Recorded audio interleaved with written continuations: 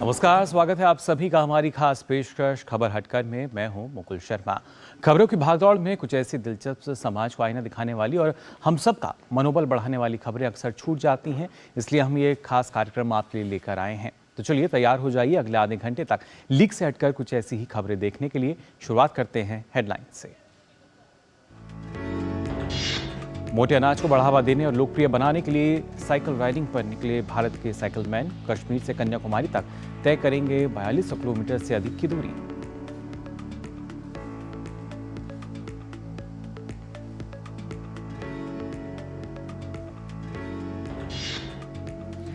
चंडीगढ़ में 13वें शिल्प मेले का आगाज। मेले में बड़ी संख्या में पहुंचे कलाकार और शिल्पकार।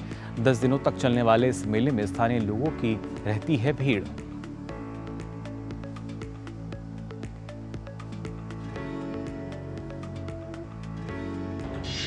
चेन्नई स्मार्ट सिटी लिमिटेड ने टी नगर स्थित पेटिस्ट्रियन प्लाजा बनाकर बदली पौनी बाजार की तस्वीर। करीब 39 करोड़ रुपए की लागत से तैयार किया गया 1450 मीटर रास्ता।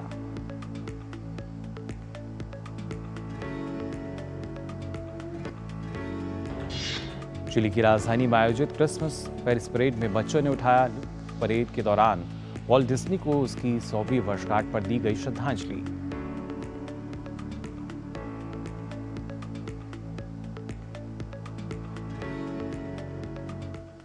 और आइए सबसे पहले बात करते हैं जहां चाह वहां रहा की।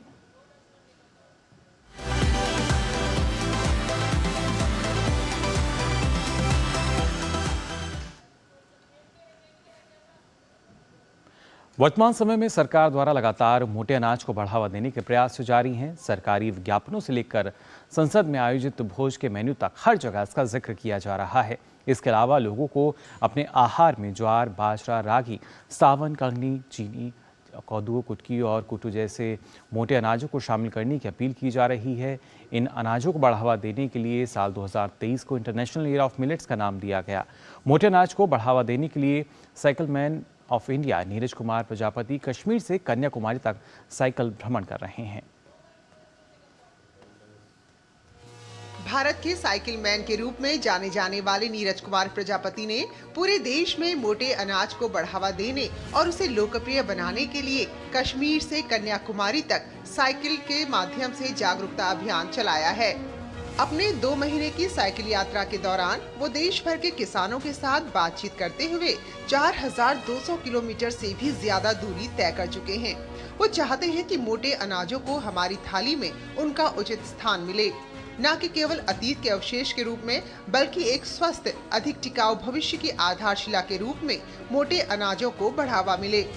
साइकिल चलाते हुए किसानों और अलग अलग समुदायों के साथ बातचीत करना उनका लक्ष्य की ओर एक कदम है। ये करीबन 2 महीने की यात्रा, इसका उद्देश्य मिलेट और मोटे अनाजों के बारे में जागरूक करना। मोटे अनाज क्या है कि जो भी हमारे मिलेट्स है, रागी है, ज्वार है, बाजरा है, क्योंकि मिलेट्स में बहुत कम मिलेट्स में जो सबसे अधिक मात्रा में फाइबर पाया जाता है, जिसके शुगर और डायबिटीज़ जैसी समस्याओं का सोल्यूशन है। उसके अलावा ये पावर हाउस ऑफ एंटीऑक्सीडेंट भी जाना जाता है, जिसके अंदर बहुत सारे ऐसे एंटीऑक्सीडेंट पाए जाते हैं। उसके अलावा जैसे आप बाजरा खाते हैं तो कैंसर जैसी समस्या से भी आपको मुक्ति मिलती है। और उससे सबसे बड़ी बात है, इसमें बहुत सारे माइक्रो न्यूट्रेंट्स और माइक्रो न्यूट्रेंट्स होते हैं, जैसे पोटाशियम, कैल्शियम, सल्फर, जिंक, ये सब पाए जाते हैं। और उसके अलावा अगर हम बात करें चावल, गेहूं की, उसमें ग्लूटिन पाया जाता है, लेकिन अगर मिलेट यूज किया जाता है तो मिलेट में किसी प्रकार का ग्लूटिन नहीं पाया जाता। हरियाणा के सोनीपत जिले के रहने वाले इंजीनियर से जैविक खेती कार्यकर्ता बने नीरज कुमार प्रजापति ने कृषि, पर्यावरण और खाद्य सुरक्षा में अपनी निस्वार्थ सेवा के लिए स्थानीय और अंतर्राष्ट्रीय स्तर पर पहचान हासिल की है। अप्रैल 2019 से प्रजापति जागरूकता मिशन पर हैं। वो इससे पहले भी हरियाणा, पंजाब, मध्य प्रदेश, राजस्थान, उत्तर प्रदेश और महाराष्ट्र जैसे राज्यों में लगभग 50,000 किलोमीटर की दूरी तय कर चुके हैं। भारत में जागरूकता पैदा करने और जैविक खेती को बढ़ावा देने के उद्देश्य से अपने मिशन के माध्यम से वो उन प्रथाओं की वकालत कर रहे हैं जो किसानों को कीटनाशकों की समस्या और स्वास्थ्य संबंधी समस्याओं से बचाते हैं। तो उम्मीद है कि नीरज कुमार प्रजापति का ये मिलेट मिशन जरूर सफल होगा। Bureau report, DD news. और आइए अब कुछ खबरें आपके शहर और आपके गांव की।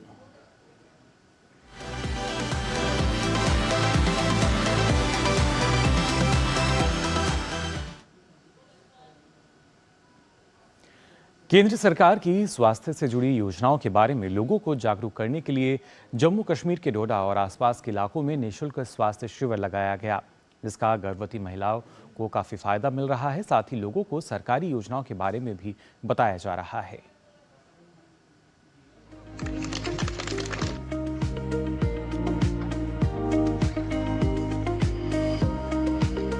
जम्मू कश्मीर के डोडा और यहाँ के सुदूरवर्ती इलाकों में निःशुल्क स्वास्थ्य शिविर लगाया गया है, जिसकी वजह से गर्भवती महिलाओं को काफी फायदा मिल रहा है। दरअसल यहाँ केंद्र सरकार की विभिन्न स्वास्थ्य योजनाओं के बारे में स्थानीय लोगों को जागरूक करने के लिए एक चिकित्सा शिविर का आयोजन किया गया है। शिविर में लोगों को टीकाकरण के साथ साथ स्वास्थ्य के अन्य पहलुओं के बारे में भी बताया गया, जिसमें गर्भवती महिलाओं पर विशेष फोकस रखा गया, जो बड़ी संख्या में शिविर में आई, जिन्होंने डॉक्टरों की टीम से अपनी जांच भी करवाई। टेस्ट भी किए लोगों के, शुगर के टेस्ट, बीपी भी चेक किया गया और सबसे इम्पोर्टेंट जो गायनी का है वो चेकअप हुआ यहाँ पे। तो टोटल जो 300 से ज़्यादा यहाँ पे लोग आए हैं आज चेकअप करवाने के लिए, उसमें से 184 जो थी वो फीमेल थी, तो बाकी उसमें ऑलमोस्ट 130 तक मेल्स थे। तो मैक्सिमम लोगों में मैंने देखा कि बहुत खुशी थी, लोग खुश थे कि यहाँ पे कैंप लगा है, पहली बार यहाँ ऐसा कैंप लगा। कि जब हम पेशेंट के डोर स्टेप पे उनकी लेवल पे जाके उनको समझाएं, उनकी लैंग्वेज में उनके साथ मिलजुल कर वैसे बैठे और उनको समझाते हैं कि क्या करना है क्या नहीं करना है। तो इसमें awareness plus checkup plus free medicine and free test, ये सब कुछ अवेलेबल होता है। डॉक्टर के पास नहीं जा सकते हैं, कोई गरीब है, कोई के पास कराया नहीं होता है। वैसे आज तो गाड़ियों की भी दिक्कत हो रही है, तो बहुत अच्छा किया इन्होंने जो ये गरीबों के लिए मेडिकल कैंप लगाया। डॉक्टर साहब ने देखा है और उन्होंने दुआ लेकर दी है, हमें दुआ मिली है, तो हम तो आज का तो फायदा समझते हैं। इनमें कुछ महिलाएं ऐसी भी थी जिनके लिए चिकित्सा सुविधा घर के पास ही उपलब्ध कराई गई, क्योंकि कई महिलाएं ऐसी हैं जो घर पर दैनिक कार्यों में व्यस्त होने के कारण अस्पताल या क्लिनिक नहीं जा पाती हैं। इस शिविर में उन्हें स्त्री रोग विशेषज्ञ, हड्डी रोग विशेषज्ञ सहित अन्य विशेषज्ञों की एक टीम की मदद मिलेगी, जिससे महिलाओं को रोग से बचाव और दवाइयों के बारे में जानकारी आसानी से मिल सकती है। Bureau report, DD news. और अब वक्त है बदलती हुई तस्वीर देखने का।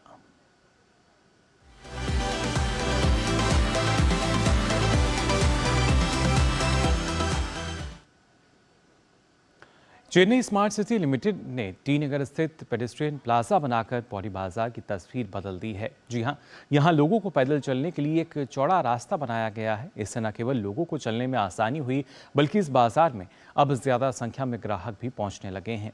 करीब 39 करोड़ रुपए की लागत से तैयार इस करीब 1.5 किलोमीटर का लंबा रास्ता है। इसकी खासियत क्या है, इसका जायजा लिया हमारे संवाददाता गिरीश निशाना ने।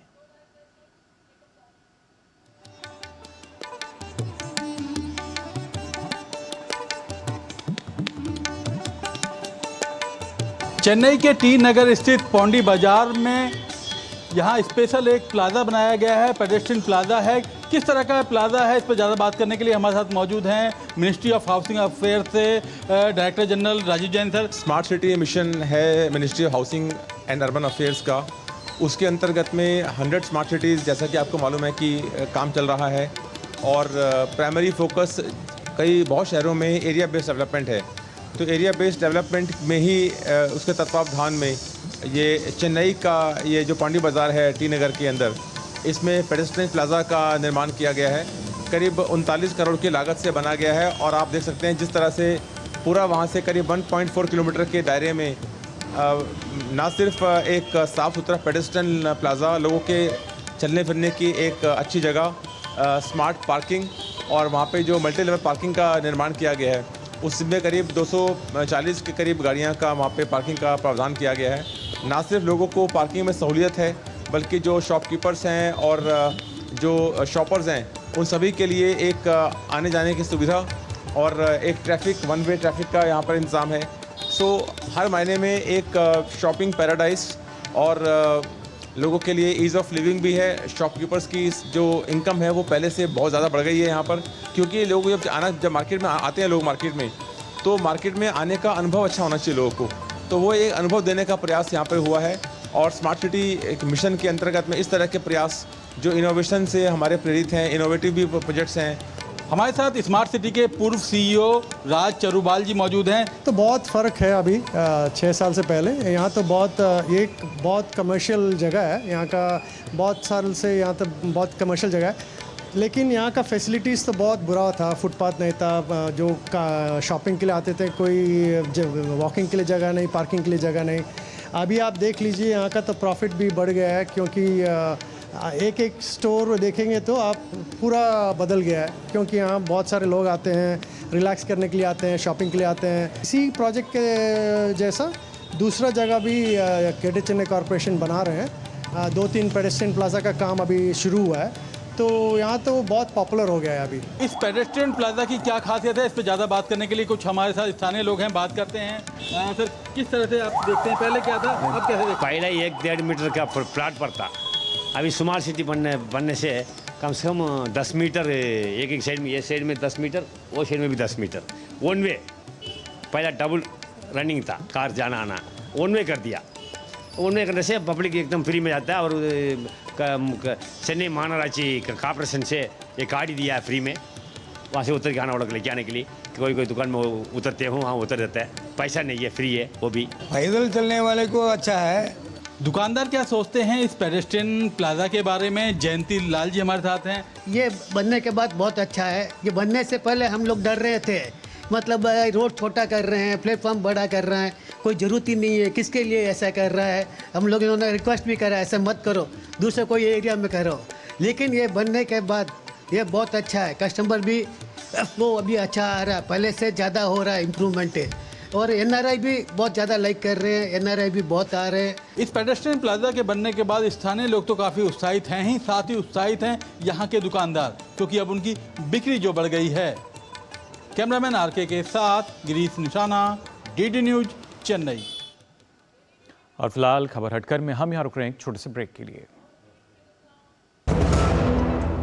तुम्हें पता है इन्वेस्टर्स के लिए एक इन्वेस्टर प्रोटेक्शन फंड होता है, IPF। लेकिन अगर तुम्हारा ट्रेड एक्सचेंज पर एग्जीक्यूट नहीं हुआ या फिर कोई गारंटीड रिटर्न्स वाली स्कीम है, तो ये IPF आपकी मदद नहीं कर सकता है। और अगर आपका ब्रोकर ही डिफॉल्टर बन जाए तो फिर IPF आपको कॉम्पेंसेशन दिला सकता है। कहाँ से सीखा? NSE की साइट पर। सोचकर समझकर इन्वेस्ट कर। ब्रेक के बाद आप सभी का एक बार फिर स्वागत। आप देख रहे हैं खबर हटकर, और आइए बात करते हैं परंपरा और विरासत की।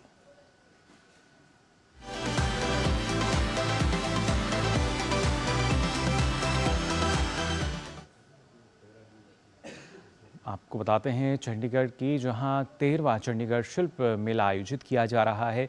मेले में आए लोगों को विभिन्न कलाओं को करीब से देखने और उनके बारे में जानने का मौका मिल रहा है। यह मेला स्थानीय कलाकारों और शिल्पकारों को सम्मान और रोजगार देने का जरिया भी है।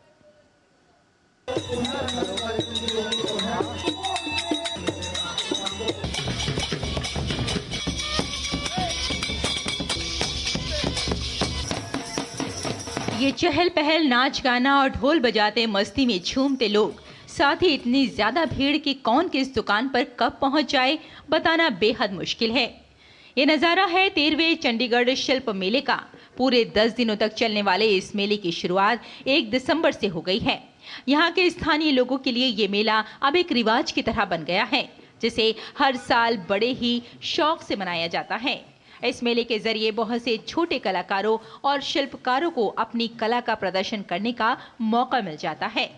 ये शिल्प मेला आम लोगों को कला से जोड़ने और कलाकार को रोजगार प्रदान करने का बेहतरीन अवसर देता है।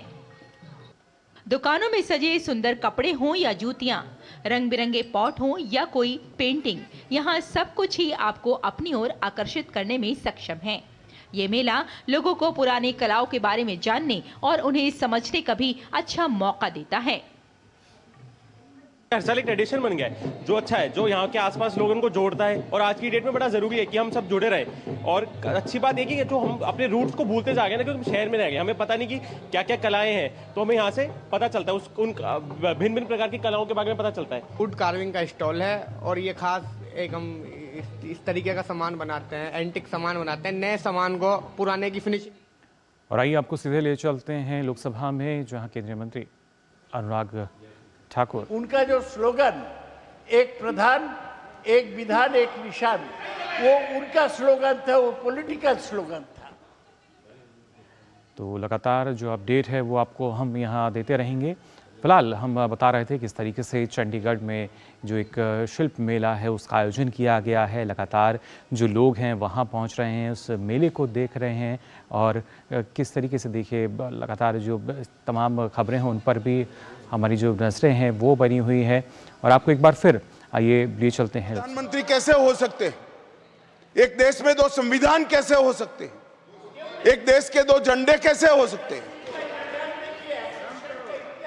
वो गलत है। जिन्होंने भी ये करा था उन्होंने गलत किया था। नरेंद्र मोदी जी ने इसको सुधारने का काम किया। आपकी सहमति ना सहमति से क्या होता है? पूरा देश चाहता था। और ये चुनावी नारा नहीं है, हम 1950 से कह रहे थे एक देश में एक निशान, एक विधान और एक प्रधान होना चाहिए, 2 नहीं चलेंगे, और हमने कर भी दिया। श्रीमती बीवी Satyavati. Thank you, Speaker sir.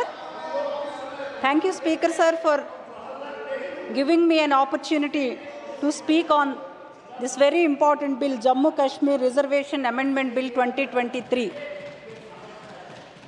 Speaker sir, Jammu Kashmir।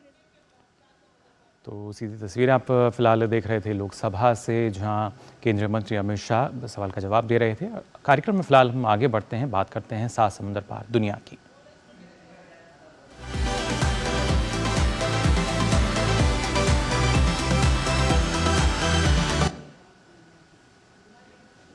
Chilli की राजधानी सैंटियागो में हुई क्रिसमस पेरिस परेड में बच्चों ने अपने पसंदीदा कार्टून कैरेक्टर को देखकर काफ़ी आनंद उठाया, जिसमें वॉल्ट डिज्नी कंपनी को उसकी 100वीं वर्षगांठ पूरी होने पर श्रद्धांजलि भी दी गई।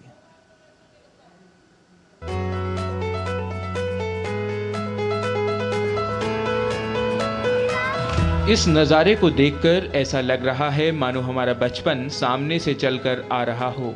दरअसल रविवार को चिली की राजधानी में क्रिसमस पेरिस परेड में बच्चों ने काफ़ी आनंद उठाया, जिसमें वॉल्ट डिज्नी कंपनी को उसकी 100वीं वर्षगांठ पर श्रद्धांजलि भी दी गई। पेरिस परेड में मिकी माउस और डोनाल्ड डक जैसे प्रतिष्ठित डिज्नी पात्रों को चित्रित करने वाले विशाल गुब्बारों की एक झलक पाने के लिए सैंटियागो के मुख्य रास्तों पर भीड़ उमड़ पड़ी। इन सब में बच्चों ने अपने पसंदीदा डिज्नी पात्रों को देखकर हाथ हिलाया, जबकि युवाओं ने उन्हें देखकर अपनी बचपन की यादों को ताज़ा किया। पेरिस परेड बहुत ही सुंदर और सुव्यवस्थित है। हमने जो भी किरदार देखे वो मुझे बहुत पसंद आए। यह पेरिस परेड का 12वां संस्करण है, जो कि कोविड-19 महामारी के दौरान रद्द हो गया।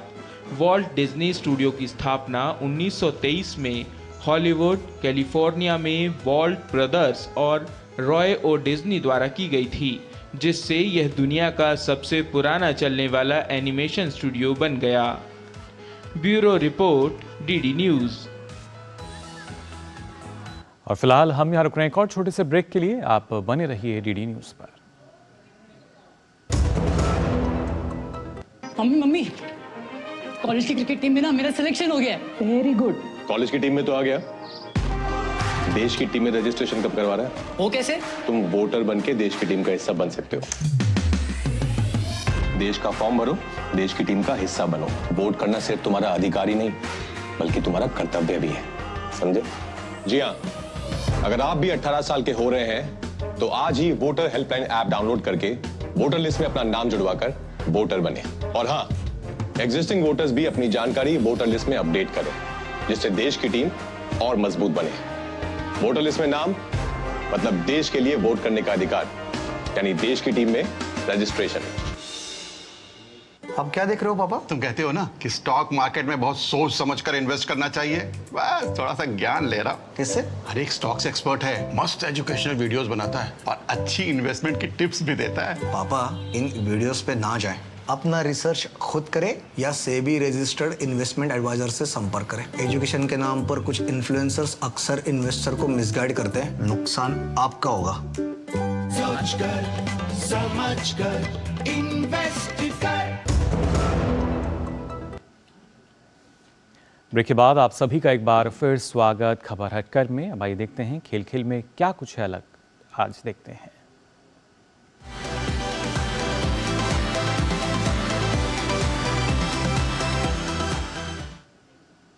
अंतर्राष्ट्रीय स्तर पर फुटबॉल की लोकप्रियता से सभी वाकिफ हैं। सामान्य रूप से इस खेल में पुरुषों का ही वर्चस्व रहता है, लेकिन अब कश्मीर में ऊर्जावान और खेल प्रेमी लड़कियों के बीच फुटबॉल एक नया जुनून बनता जा रहा है।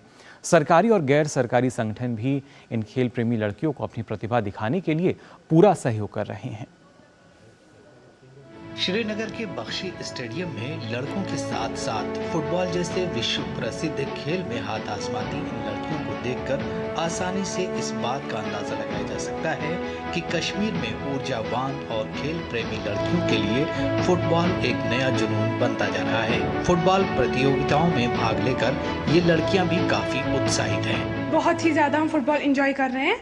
मैं ये सब मतलब हर एक गर्ल को बोलना चाहती हूँ कि फुटबॉल खेले, ये बहुत ही अच्छा। सब मैं नहीं बोलती कि कोई स्पोर्ट्स अच्छा नहीं है, सारे स्पोर्ट्स अपनी अपनी जगह पे बहुत अच्छे, बट फुटबॉल में कुछ अलग ही बात है, ये कुछ अलग ही जुनून देता है।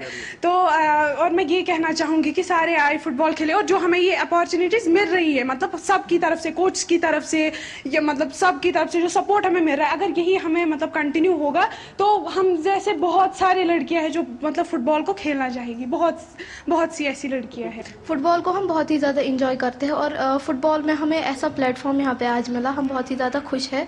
और फुटबॉल की एक चीज़ है कि इंसान जो है बुरी चीज़ों से दूर रह पाता है, और यहाँ का जो यूथ है वो ज़्यादा देख रहे हैं हम आजकल का यूथ इंडल्ज है बहुत गंदी चीज़ों में। तो फुटबॉल की वजह से जो आज का यूथ है वो इन चीज़ों से दूर रह पाता है, ये ड्रग्स वगैरह से दूर रह पाता है इंसान, और फिजिकल और मेंटल हेल्थ जो है उसमें भी बहुत अच्छा रोल प्ले करता है फुटबॉल। घाटी की लड़कियों को फुटबॉल में अपनी प्रतिभा दिखाने के लिए जहां उन्हें अच्छे कोच मिल रहे हैं, वहीं कई सरकारी और गैर सरकारी संगठन उनका सहयोग कर रहे हैं।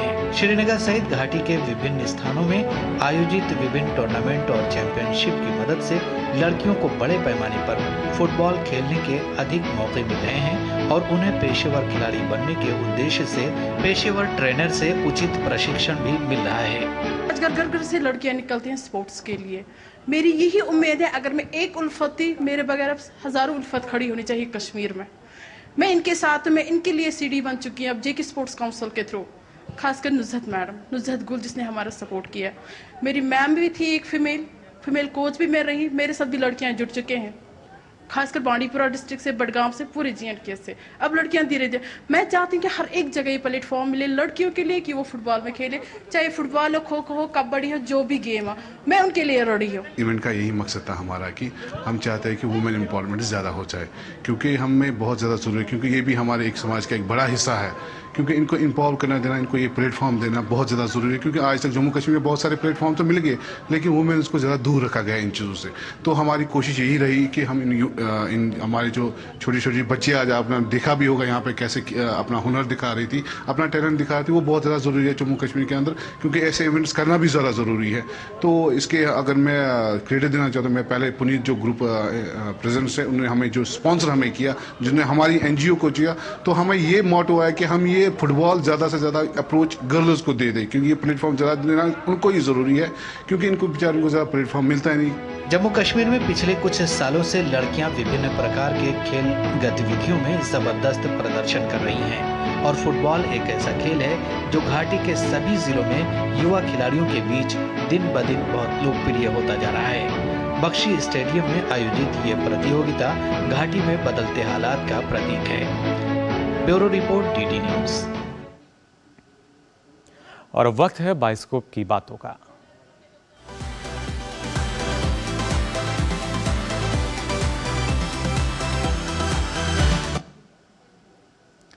Global hit web series the boys के चौथे सीजन का टीजर रिलीज हो चुका है। इस टीजर के अंदर हमें द बॉयज की वही पुरानी स्टार कास्ट देखने को मिलेगी, कुछ लोगों का कम किया गया है, और कुछ नए सुपर हीरो भी हमें द बॉयज के सीजन 4 के अंदर देखने को मिलने वाले हैं। सीरीज का टीजर थ्रिल और एक्शन सीन से भरपूर है। फैंस को सीरीज का टीजर काफी पसंद आ रहा है और वो द बॉयज के छोटे सीजन की रिलीज का बेसब्री से इंतजार कर रहे हैं। ये वेब सीरीज अगले साल यानी 2024 में अमेज़न प्राइम पर रिलीज होगी। खुद ही नोट खाएंगे, फिर जाकर उन्हें बचा लो और बन जाओ मसीहा। हाँ, सीजर की तरह।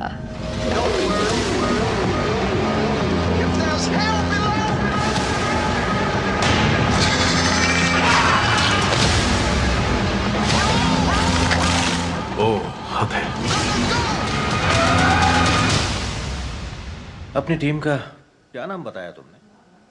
तो आज के लिए खबर हटकर में बस इतना ही। मुझे दीजिए अनुमति। नमस्कार।